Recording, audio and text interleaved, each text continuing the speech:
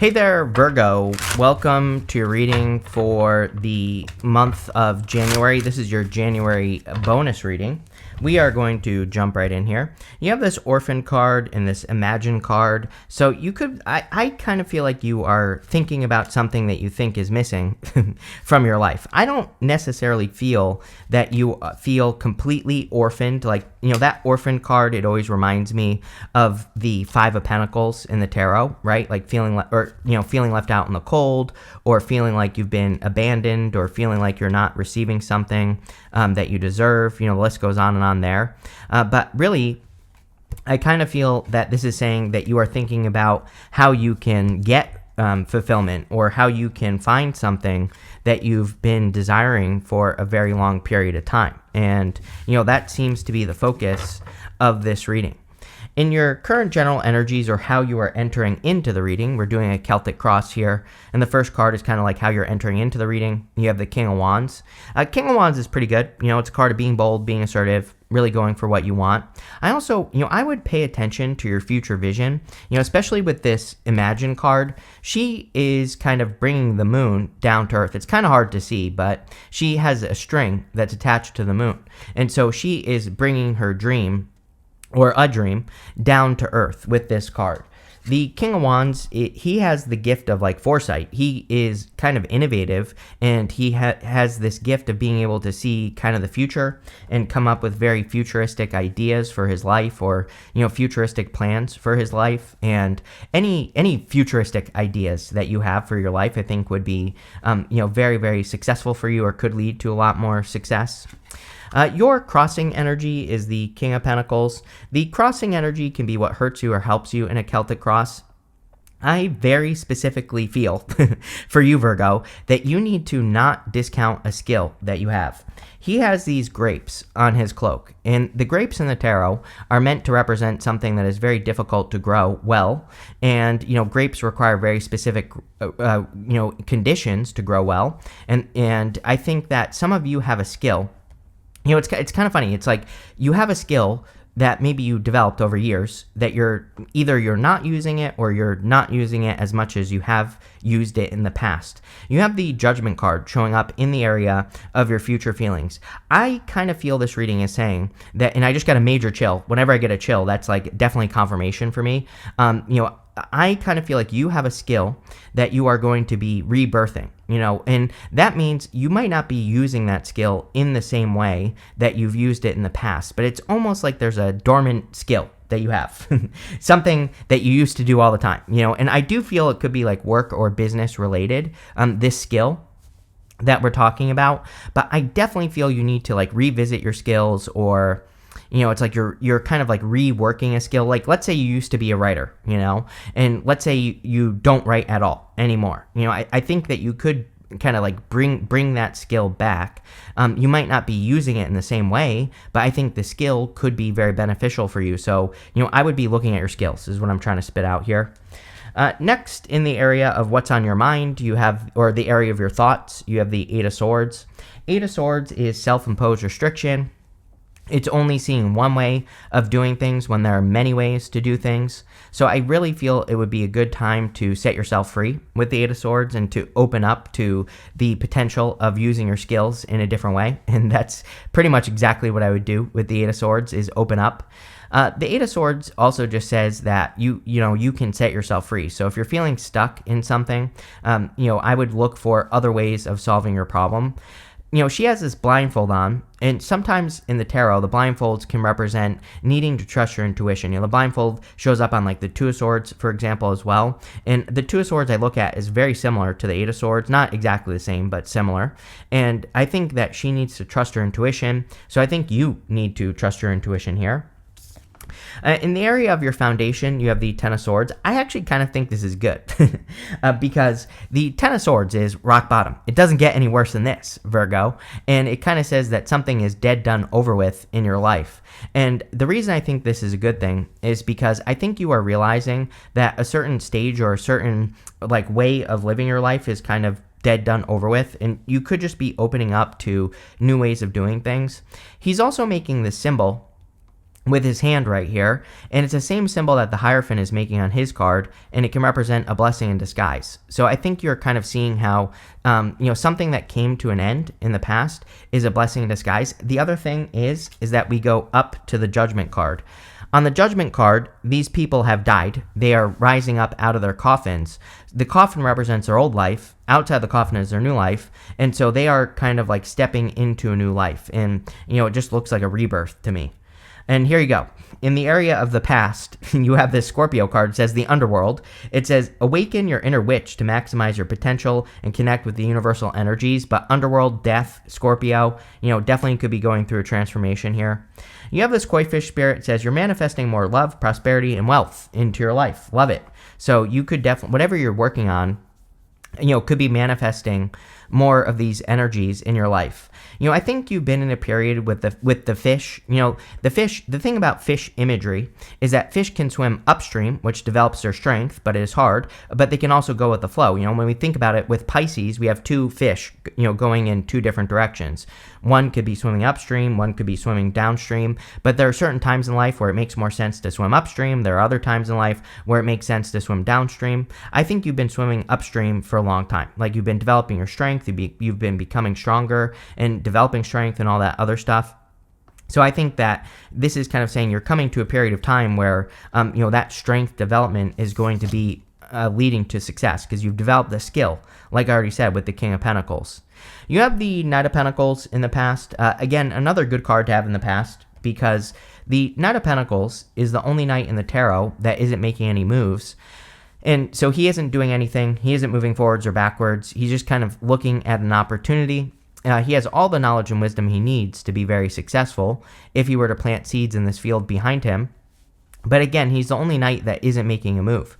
So I think a lot of you, coming up in the past is a good thing because it could say that you're finally making moves or you're finally planting seeds to make something happen in your life, which again would be a good thing.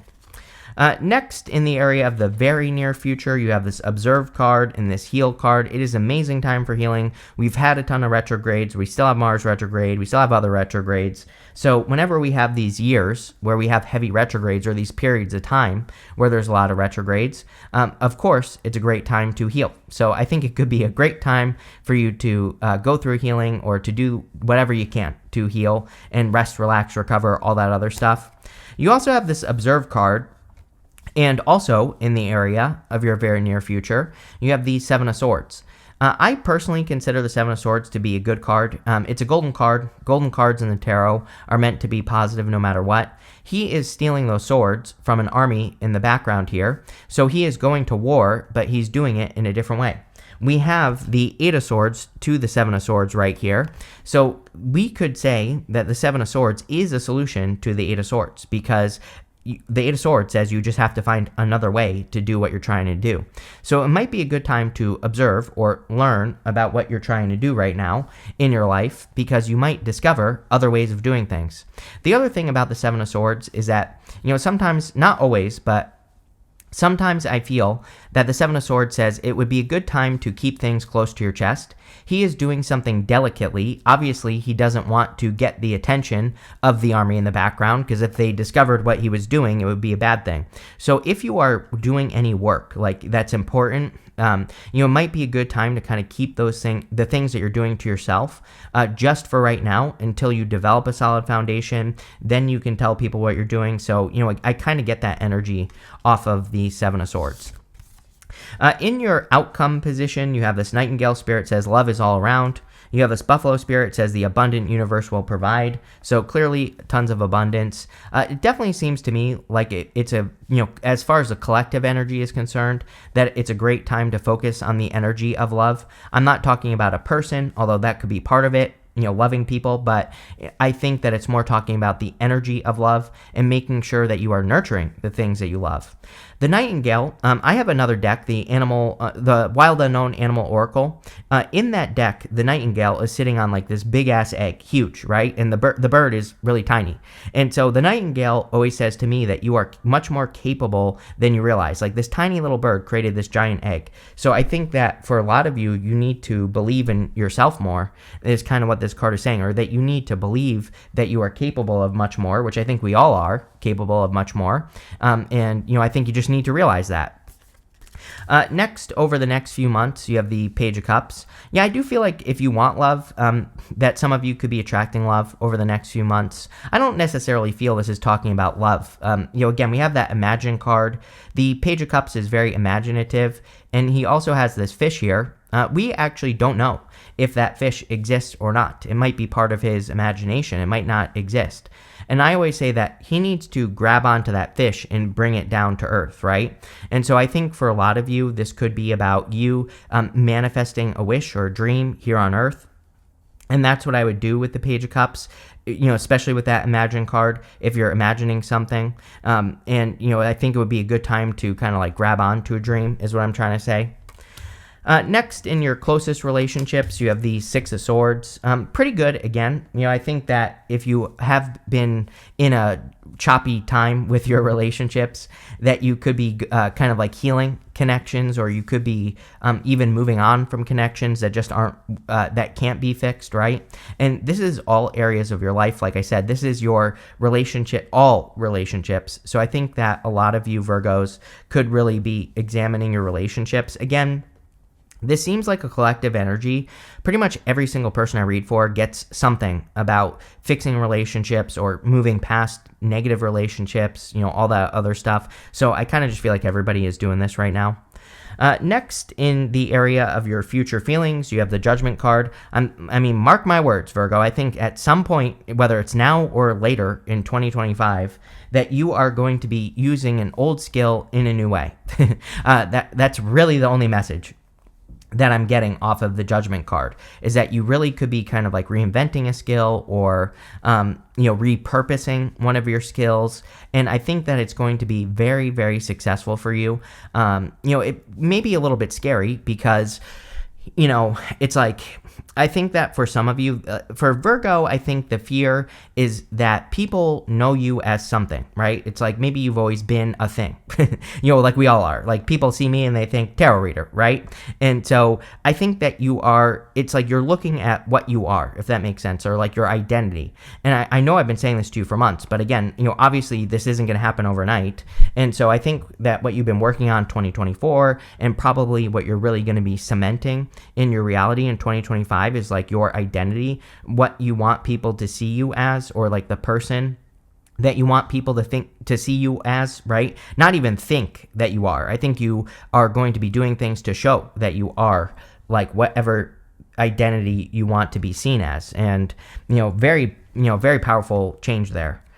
You have the King of Cups as your outcome. Again, could be a little bit of love here if you want love, but also the King of Cups is about your emotions. Again, this is another thing that shows up for a lot of people, is that, people could be working on their emotional connections. And we have emotional connections to everything.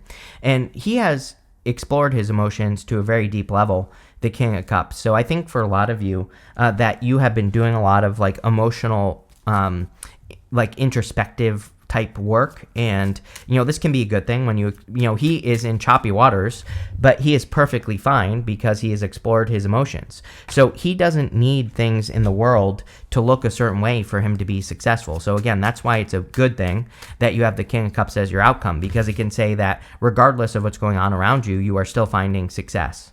With the King of Wands and the King of Pentacles, you have the Chariot. The Chariot could be some sort of victory, but the Chariot is really about setting yourself apart. He has this city behind him, and that city behind him is where he is from, but he is leaving the city behind him behind. And he's doing this to set himself apart. And so, like I said, I think with that Judgment card, and like your readings lately, for like all of 2024 have basically been about your identity. And, a lot of you are like identity shifting. You're taking your identity and you're becoming more of who you are or something like that. And, again, I think this is a long journey that you've been on. With the Eight of Swords, you have the Ten of Swords. Yeah, there's something that you are either letting go of or that you have to let go of. I really feel whatever this is, you're going to see it as a blessing in the future. So I don't feel like this is a bad thing, of course. I think this is a good thing. With the Ten of Swords, you have the Page of Cups again. So, there could be part of your dream that you are releasing, or a part of your story, or whatever you're imagining. Sometimes I think maybe you have kind of like manifested something, or maybe for years you've been working on your dream, what you think is your dream. But sometimes our dreams change. And I'm wondering if that's what's going on here. It's like you are kind of like leveling up in some way, or you are realizing that what you have manifested isn't like 100% what you want, and so now you have to kind of take another step to manifest the life that you desire. With the Knight of Pentacles, you have the Hierophant. Too many rules, right? Plain and simple. I think that maybe there were a lot of rules that you are placing upon yourself. The Hierophant is tradition. The Hierophant is inside the box thinking, but, with the Eight of Swords and the Seven of Swords, sometimes we have to think outside the box, and, things can change. It's like a funny little thing that I've noticed on the internet, specifically, right? Whenever anyone changes their mind about something, people come out of the woodwork and are like, oh, this person was always lying because now they're saying something completely different. It's like, no, people can change their mind about things, right? And so, but I think on a personal level, it's like we see this and we're like, oh my God, I can't change my mind. But, really, I think this here is saying that, it might upset people if you change. It always does. It always has, even before the internet. But, we are meant to grow. And I think this whole entire reading is really encouraging your full potential, especially with this card here. So if there are things that that you have changed your mind about, it's like, yeah, it might upset some people, but those people are probably stuck in the frickin' first place. So I wouldn't even worry about it.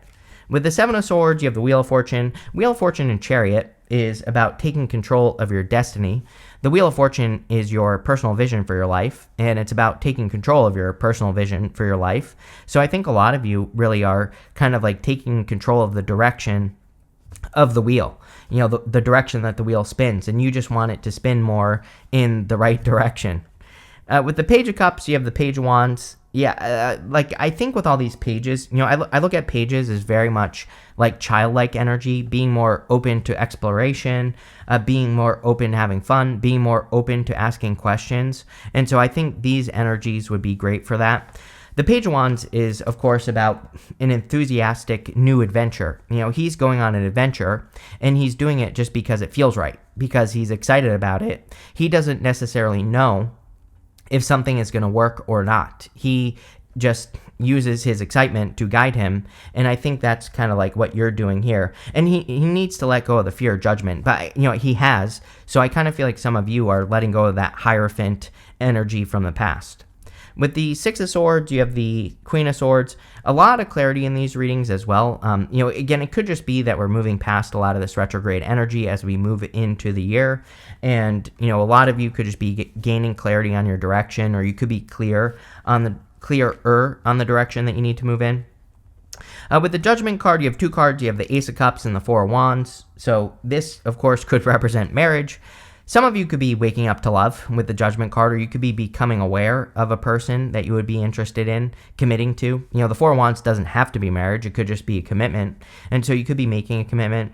I would say that, putting the whole entire reading together, this would say that you are committing to what you love. So, like I said, with that Judgment card, mark my words, I think you are rebirthing a skill or something that you used to love, and you're kind of like reinventing it for the times maybe. And I feel that would be excellent for you, Virgo. And by making that commitment, I think you're really going to be setting yourself free. The Four of Wands is a card of freedom.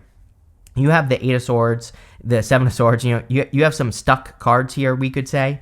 And so the Four of Wands would obviously be about following your heart so that you can set yourself free, which I think everybody should be doing that right now. With the King of Cups, you have the Star.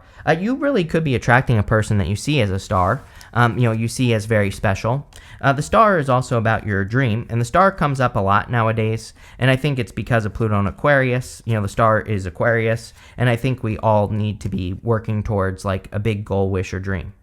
You have this Boat card. It says money or property through an inheritance, winning, or windfall. So definitely could be more money coming in for you. I think that if you're revitalizing or rebirthing a skill, that could definitely bring more money in for you.